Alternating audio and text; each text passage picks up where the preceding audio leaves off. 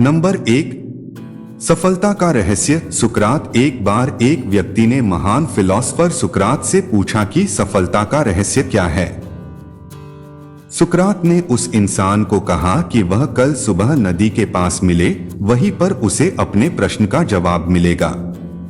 जब दूसरे दिन सुबह वह व्यक्ति नदी के पास मिला तो सुकरात ने उसको नदी में उतरकर नदी गहराई की गहराई मापने के लिए कहा।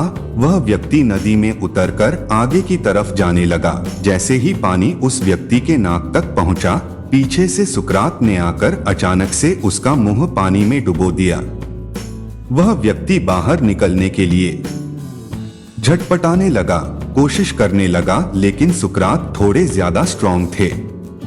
सुकरात ने उसे काफी देर तक पानी में डुबोए रखा। कुछ समय बाद सुकरात ने उसे छोड़ दिया और उस व्यक्ति ने जल्दी से अपना मुंह पानी से बाहर निकालकर जल्दी जल्दी सांस ली। सुकरात ने उस व्यक्ति से पूछा, जब तुम पानी में थे तो तुम क्या चाहते थे? व्यक्ति ने कहा, जल्दी से बाहर निकलकर सांस लेना चाहता था। सुकरात ने कहा, यही तुम्हारे प्रश्न का उत्तर है।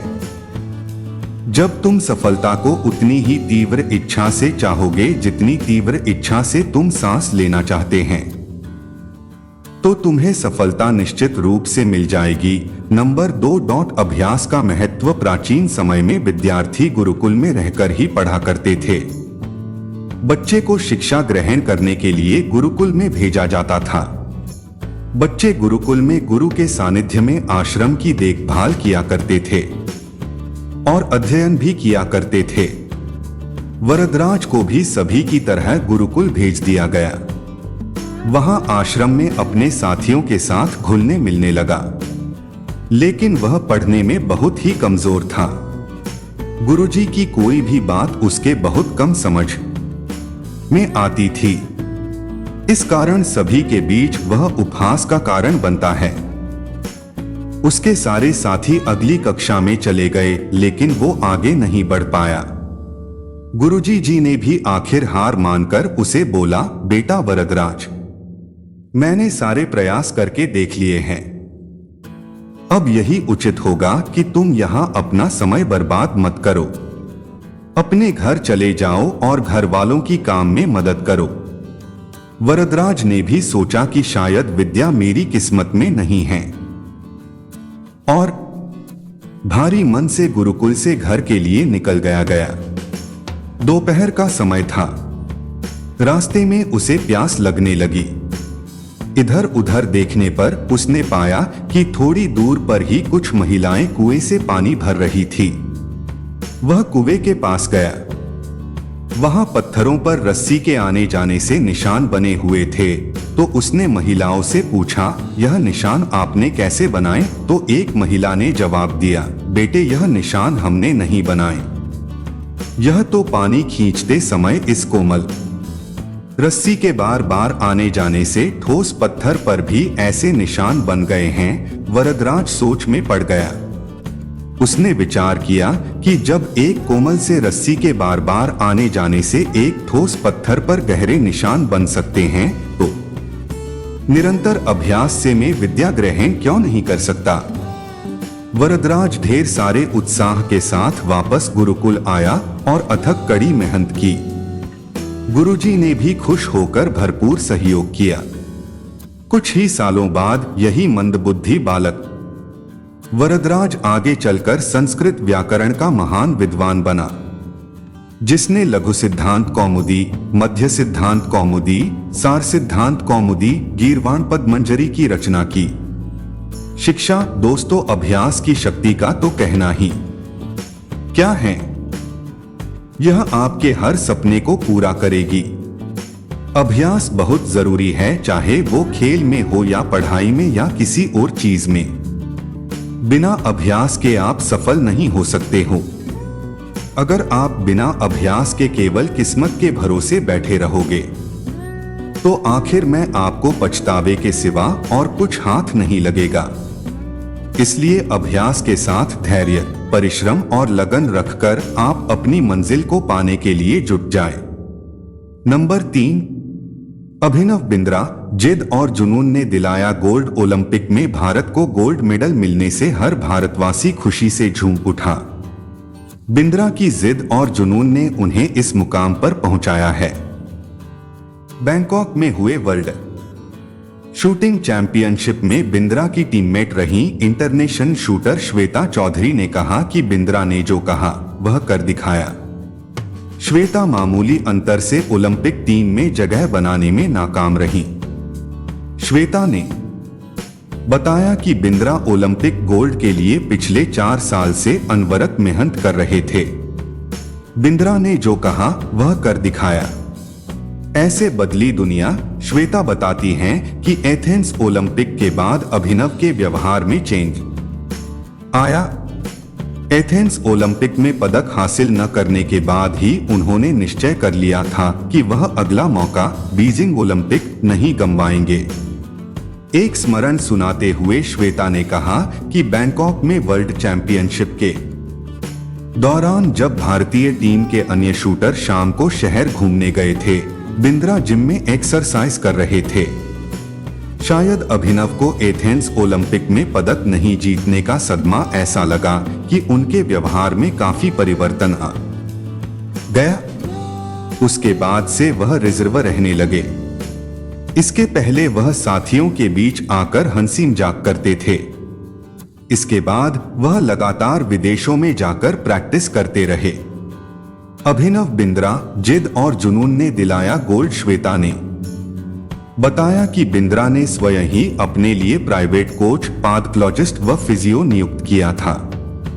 इसके बावजूद छोटी प्रतियोगिताओं में उनके मेडल न जीतने पर कई बार उनकी आलोचना भी हुई, परंतु उनको जानने वाले जानते थे कि अभिनव में वह क्षमता है जो वक्त आने पर बड़ी प्रतियोगिता में अवश्य दिखेगा।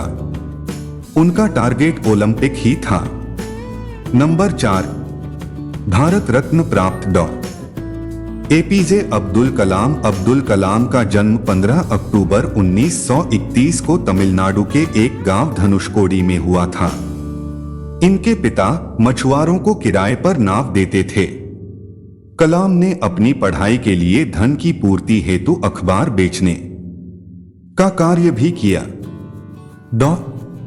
कलाम ने जीवन में अनेक चुनौतियों का सामना किया। उनका जीवन सदा संघर्षशील रहने वाले एक ऐसे व्यक्ति की कहानी है जिसने कभी हार नहीं मानी तथा देशहित में अपना सर्वस्व न्योछावर करते हुए सदा उत्कृष्टता के पथ पर चलते रहे।